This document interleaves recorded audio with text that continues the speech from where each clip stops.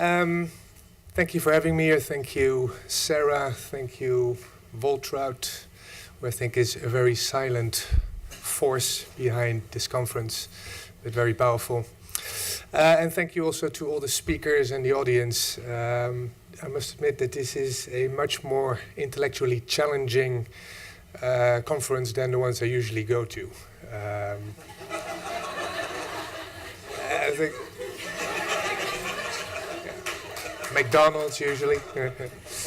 No, I think that Nancy said it really well. You know, I feel not smart enough once in a while, but also very intellectually challenged and inspired, I must say. So we just learned now from Lewis that I need to have a chaotic circle in my presentation. So all right, I'll take you up to that. So we're now hunters, and we're out to hunt, and I'd like to propose to hunt two things.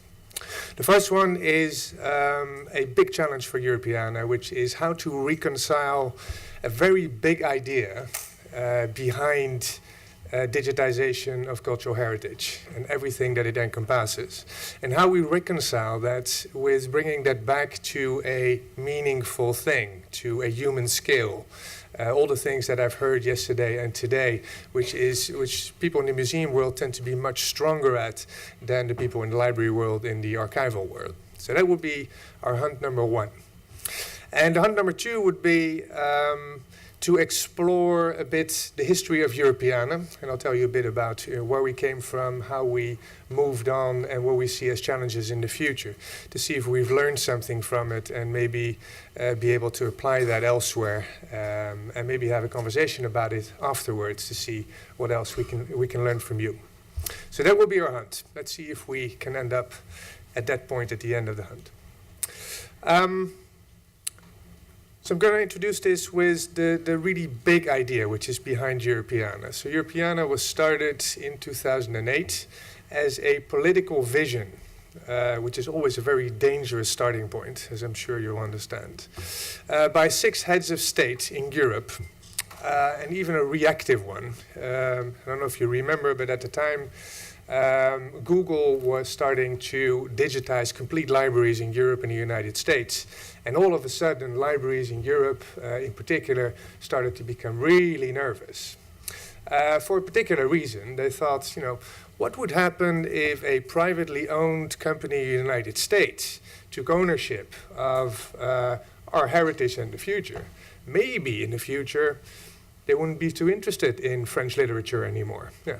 So the French would basically vanish from the cultural landscape. So that was a little bit the driving force behind a movement that I think we should regard as a very positive one. How can we, as citizens in Europe, citizens of the world, take ownership and do something with our cultural heritage in a digital environment? So that was the starting point. The idea was really big. It was about how we bring together the material from all of these 60,000 or so cultural heritage institutions in Europe into a single place and make something useful out of that that would stimulate cultural diversity, as well as underpin a knowledge economy, which was an emerging force in early 2000s and going forward. So that is the big idea, and I'm going to show you the video that was made in 2008 at the launch.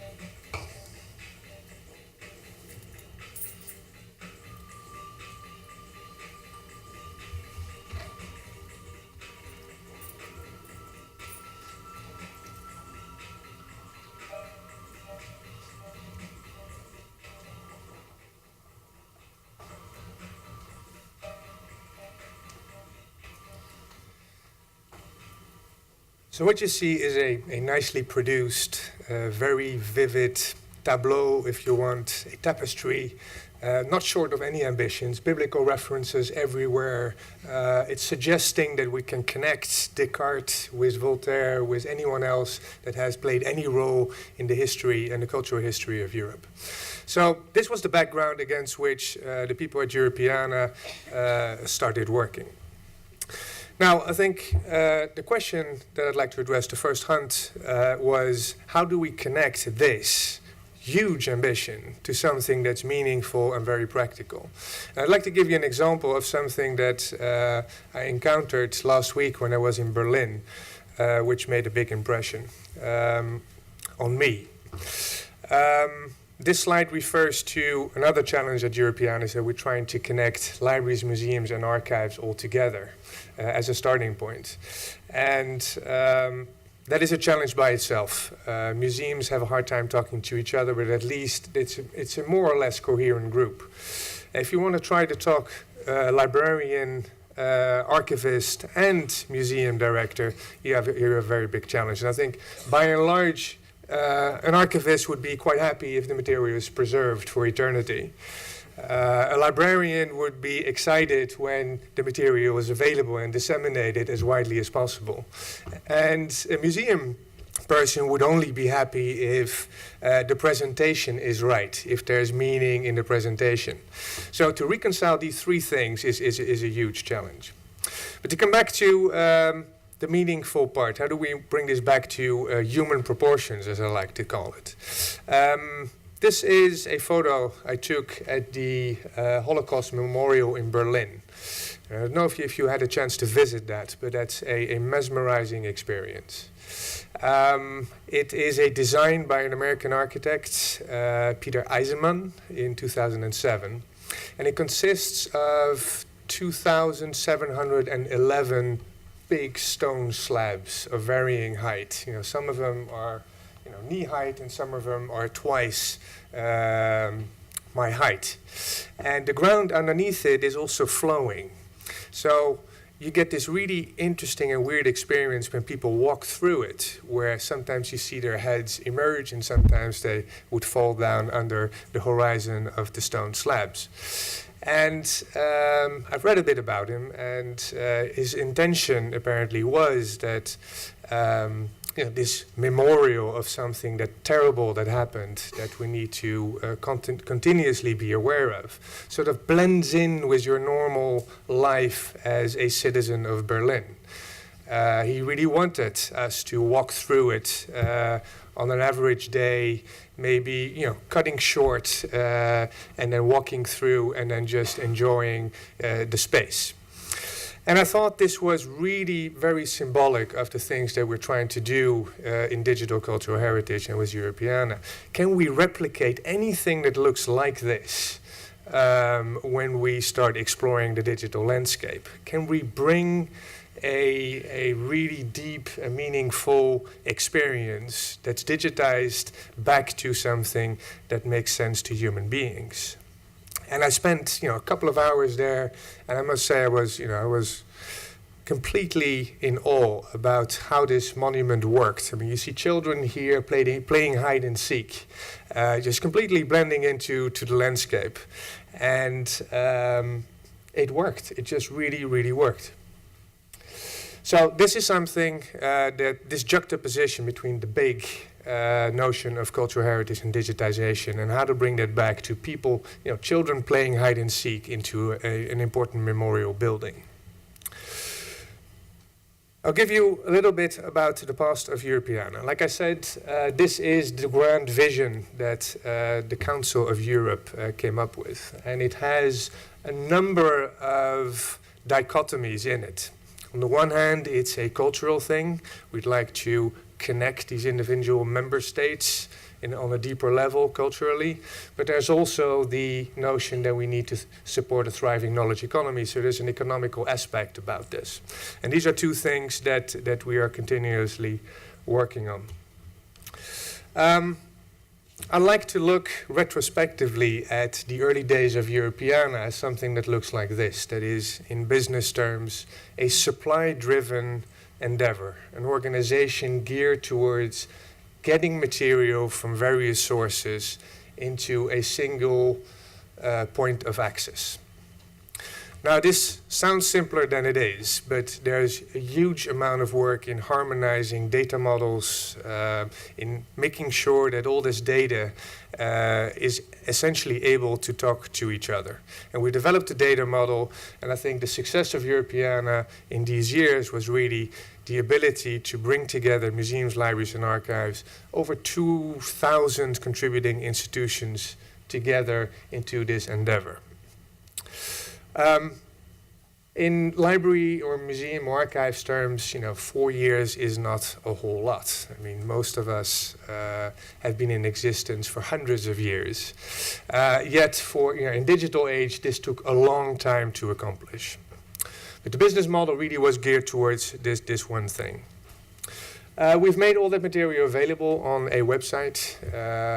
Currently available also on mobile and tablets. So that's one way of entering the data. Many challenges, the multilinguality being one of the most important ones. We have 27 countries and many more languages, if you include Catalan and etc. with it, to deal with. But it is available. So that was phase one of Europeana's challenge and existence. The main issues you're facing in this phase of bringing material together are the ones I've listed here. So it's aggregation, it's language, it's curation, and on a more philosophical level, it's about authenticity. Where at this point in our existence, we didn't even care about what kind of material came in. We just trusted the institutions that supplied to us to make the relevant choices. But as you can imagine, more and more, these authenticity questions, especially when you come to user-generated content, will become a big issue to try to solve. And we're not even close to finding solutions for that.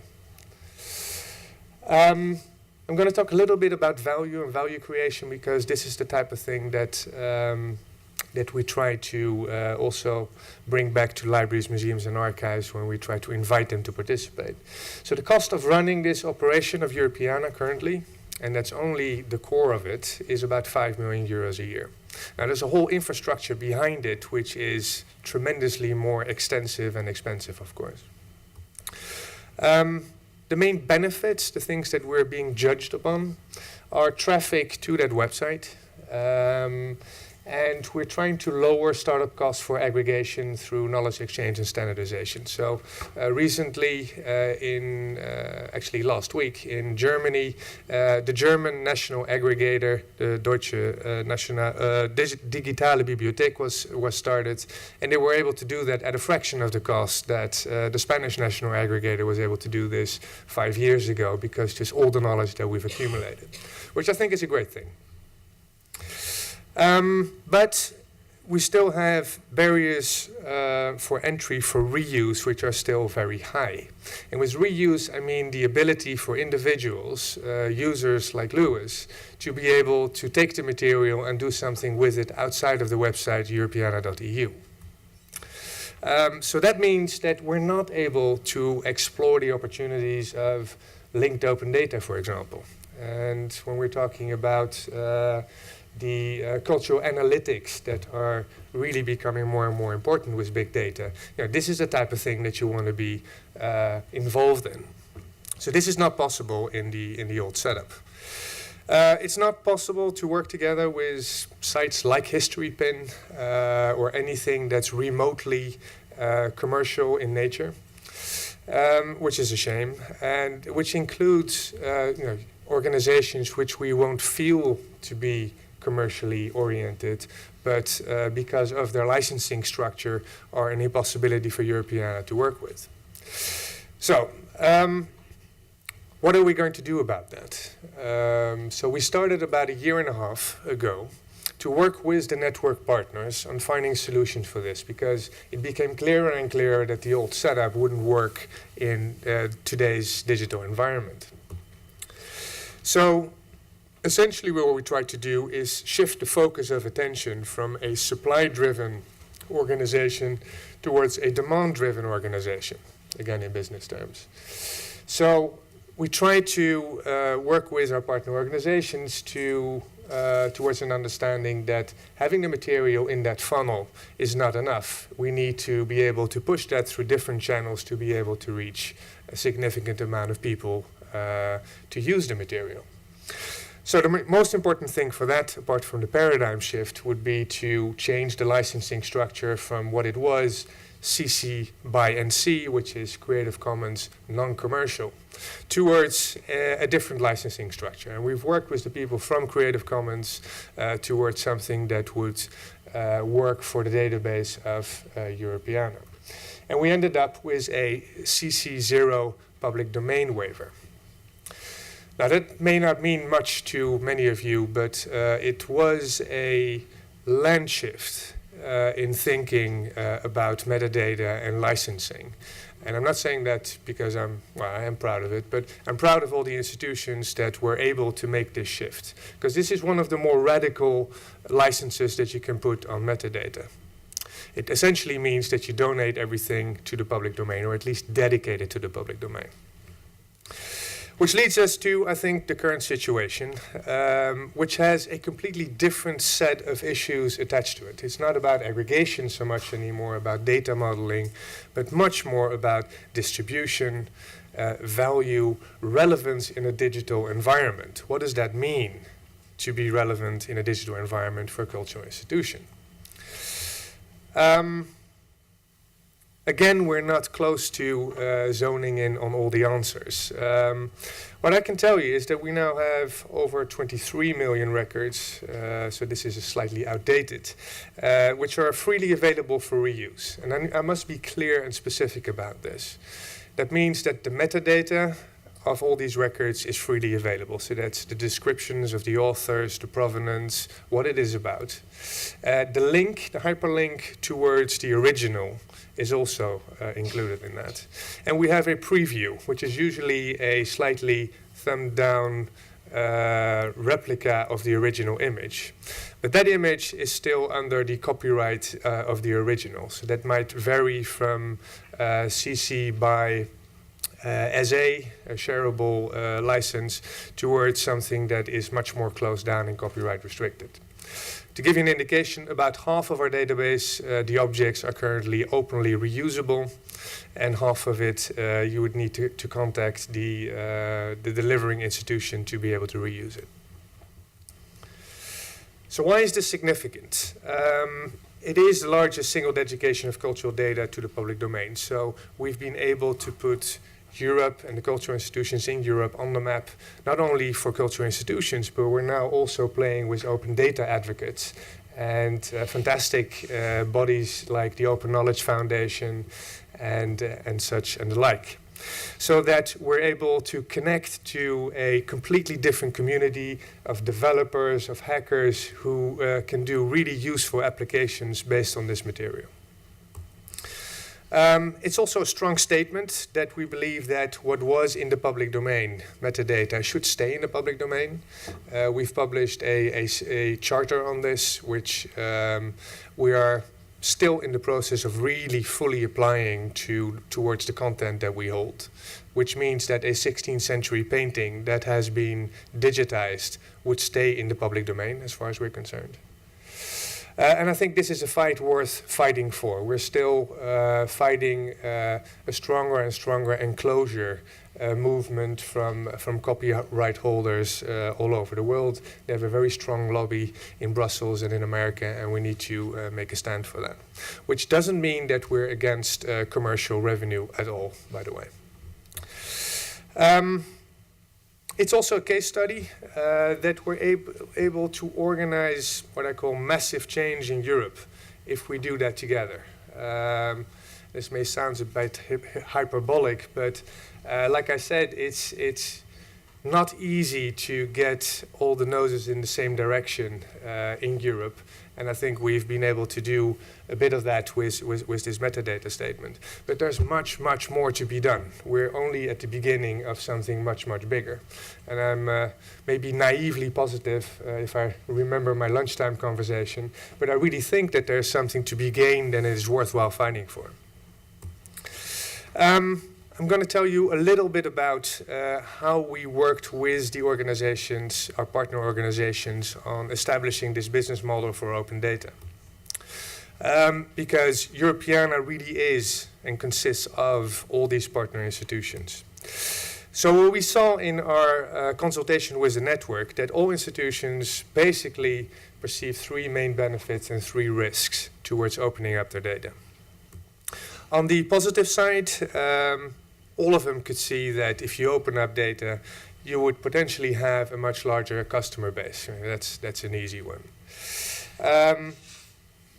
Fundamentally, all the institutions believe that you would increase your relevance on the web if you are more connected to other web resources.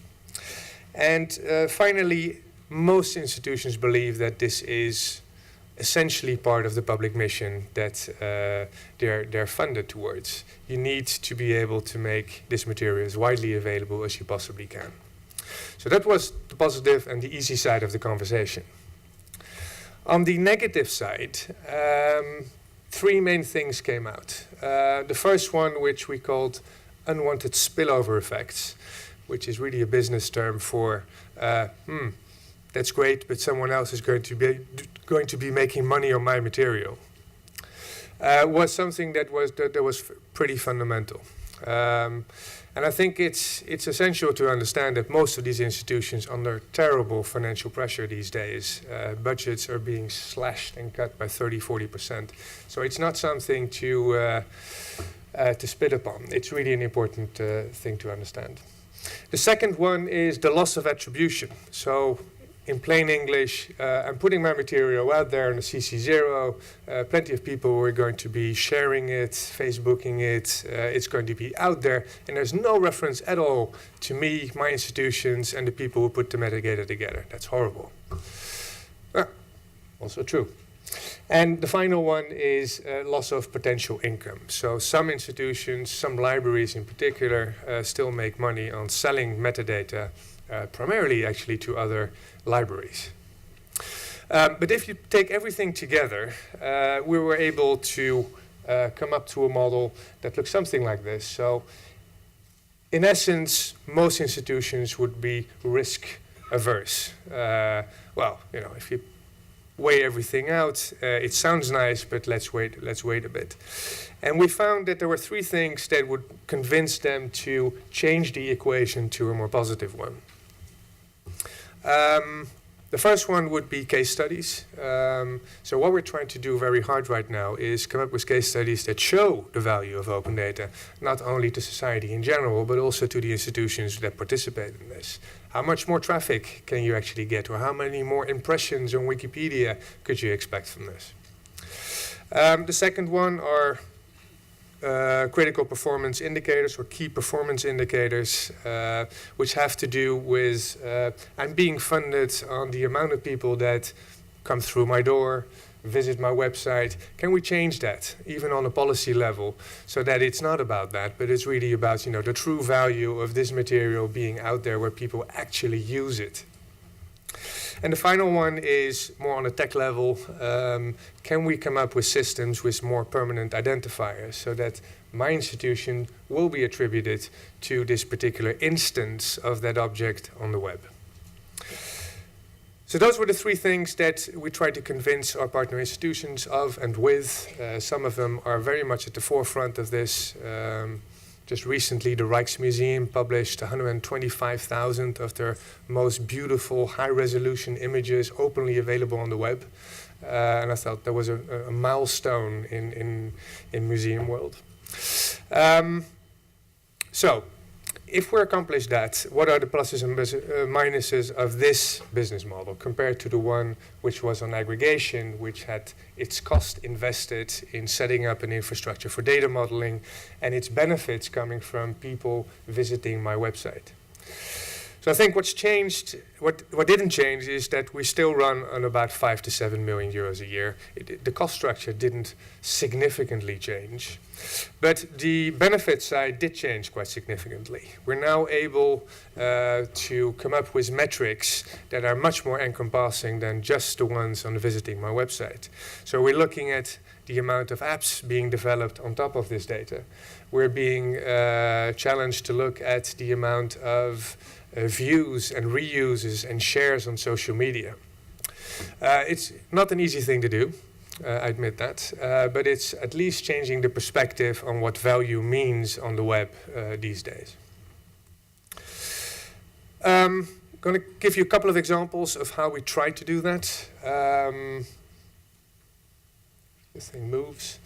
We've made the data available for developers. That's what we did most of last year. We've organized over 15 hackathons, and the data of Europeana has been used in at least 50 other hackathons organized by other people, and some really interesting things came out. What you're looking at here is our API console, as we say, which is the interface towards the data at Europeana, which developers use. And I'm going to show you a short movie that we just created. Would you like to provide richer search results for your users? The Spanish national aggregator Hispana implemented the Europeana API, so now their search results are enriched with Europeana data. Users can now find more about their topic without leaving the Hispana site. Would you like to increase the content usage on your website? The Polish Digital Library Federation's portal has used the Europeana API since December 2010.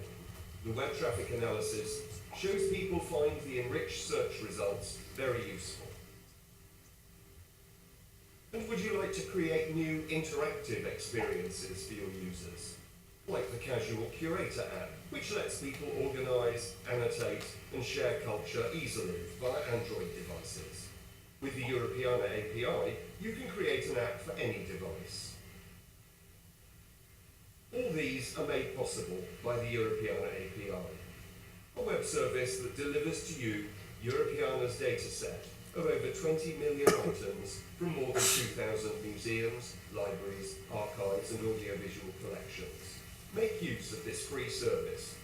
It's a simple 3-step process. Apply for a key, read the guidelines, invest a week or two. And hey presto, you can start your own implementation and apps.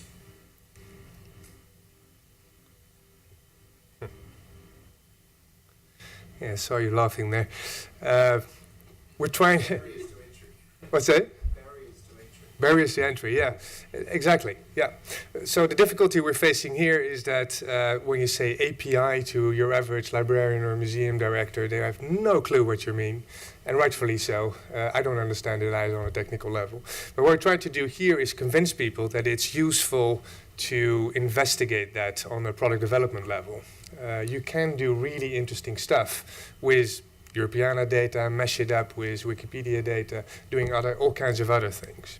So that's why we try to make a fairly easy to understand library director level video on this, using the incredibly sexy voice of my colleague John Purday for this. Yeah.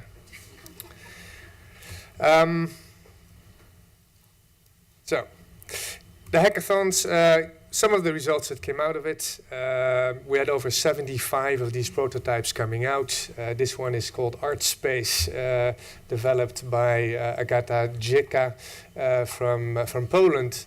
It essentially enables institutions to narrowcast and broadcast material available in Europeana in all kinds of places, in the library, on Surface tables, etc., which we thought was a fantastic idea, and is actually it could be turned into reality. I mean, this is still a prototype. It works on a technical level, but to be able to make it work on a business level, you need to take the next step.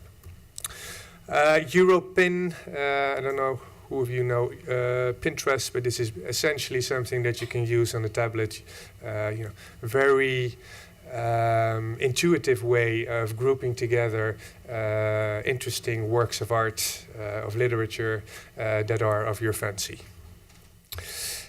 Time Mesh, it's something that resembles Layer. For those of you who know it, it enables you on an Android phone to make pictures of current buildings and see the old building or images of the old building surfacing on top of that. And it has geolocation capabilities, etc.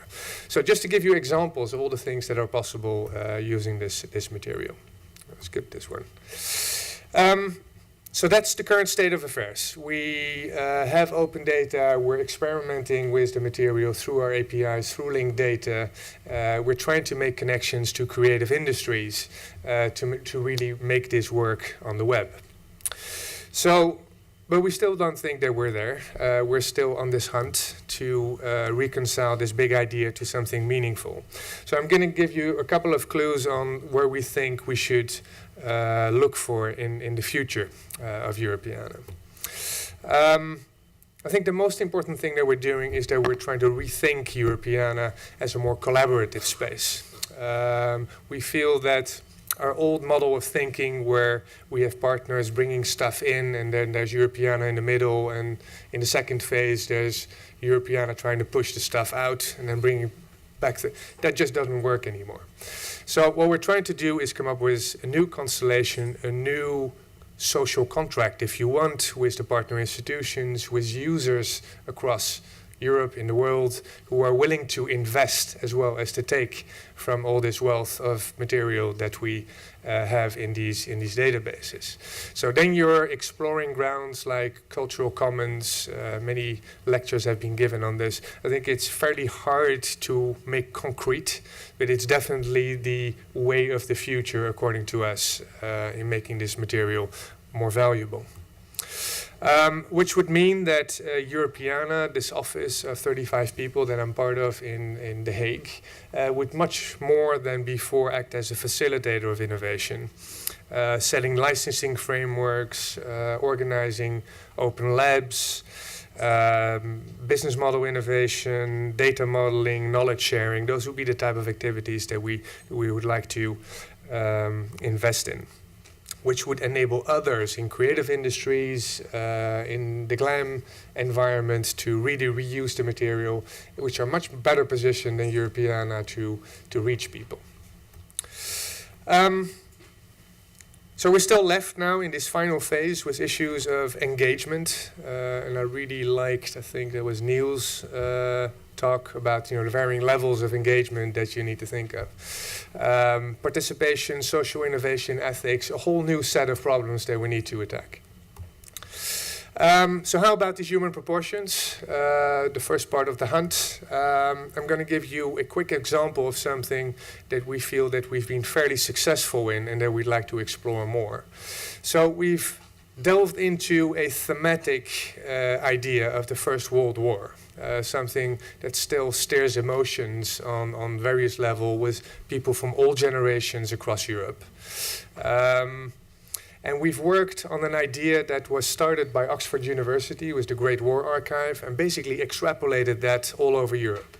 So we've invited in over 10 countries by now people to come to libraries and collect their stories, their artifacts that they still have in their attics, in their cellars, from their grandparents or from their fathers, and share that story with Europeana and make that available. And it was really, you feel the energy and the emotion when you're in those rooms. The latest one that we had was in Dublin a couple of weeks ago, and it was incredible. And it's incredible because it transcends the whole notion of war and brings it back to a much more human level. So here you see replicas of what you've seen in the installation outside, the e-cloud. These are satirical maps of the war, this one from a Russian perspective, and this one from the other side.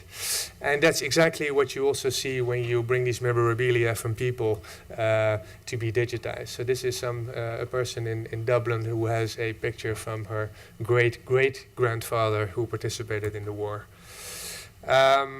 Couple of examples of material you would find. This is again a cartoon of a delousing chit, which basically is a proof that you are deloused as a soldier coming out of the trenches.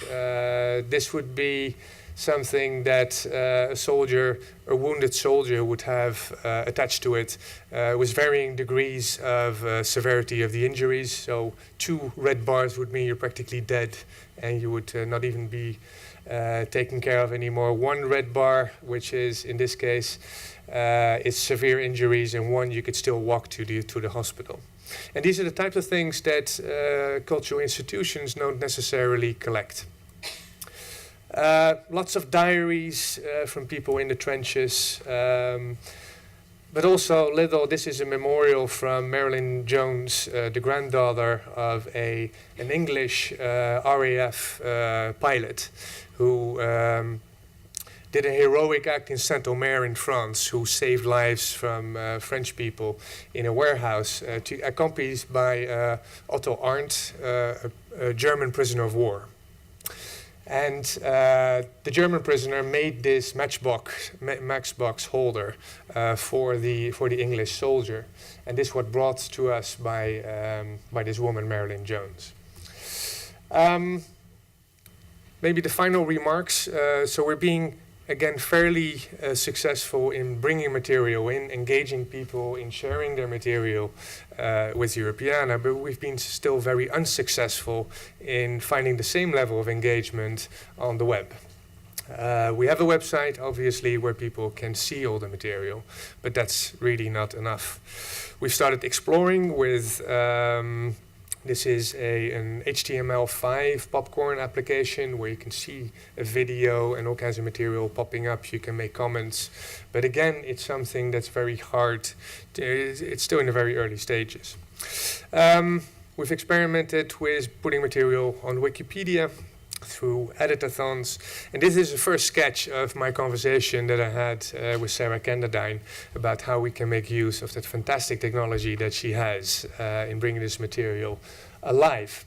And that resulted in this fantastic installation outside. If you haven't seen it yet, I invite you to explore that as soon as you can with 3D glasses on. Thank you very much.